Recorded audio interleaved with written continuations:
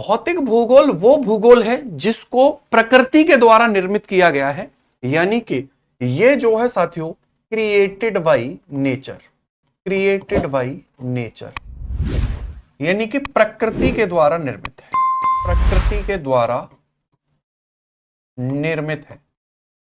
ठीक है, प्रकृति ने इसको बनाया है। हम कहते हैं ना कि ईश्वर ने चीजों को बनाया है, तो ये प्रकृति के द्वारा बनाया गया है। आगे अगर हम इसको बात करें ह्यूमन ज्योग्राफी, ये मानव के द्वारा बनाया गया है। ठीक है, ये क्रिएटेड बाय ह्यूमन, इसको बनाया किसने है? मानव के द्वारा निर्मित भूगोल, मानव के द्वारा निर्मित है ना। क्लियर हो गई बात कि सर प्राकृतिक भूगोल में और मानव भूगोल में क्या अंतर है, ये आप बताइए।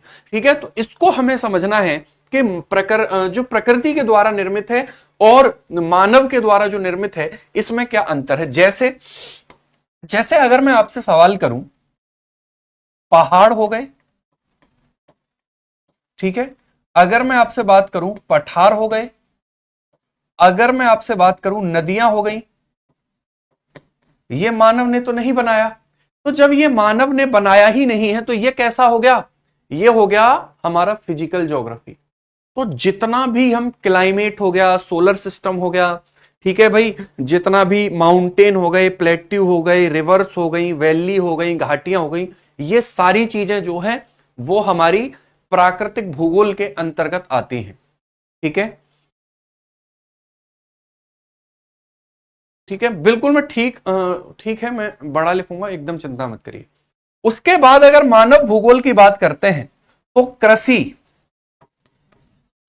अच्छा कृषि को डेवलप करके ऊपर से तो नहीं भेजा गया होगा कि प्रकृति ने ही कृषि को डेवलप कर दिया हो। कृषि को हमने अपने अकॉर्डिंग विकसित किया है, अपने अकॉर्डिंग उसको डेवलप किया है। तो एग्रीकल्चर किसमें आएगा? मानव भूगोल, ह्यूमन ज्योग्राफी में आएगा। ट्रांसपोर्ट, परिवहन, चाहे वो विश्व का परिवहन हो, चाहे वो भारत का परिवहन हो, वो किस में आएगा? मानव द्वारा निर्मित है। ठीक है, खनिज, खनिज संसाधन, खनिज संसाधन, उन खनिज संसाधनों का प्रयोग कैसे करना है, ये साथियों किसने सीखा? मानव ने। तो फिजिकल ज्योग्राफी में और ह्यूमन ज्योग्राफी में क्या डिफरेंस है, ये बात क्लियर हुई या नहीं हुई? बताइए जल्दी से।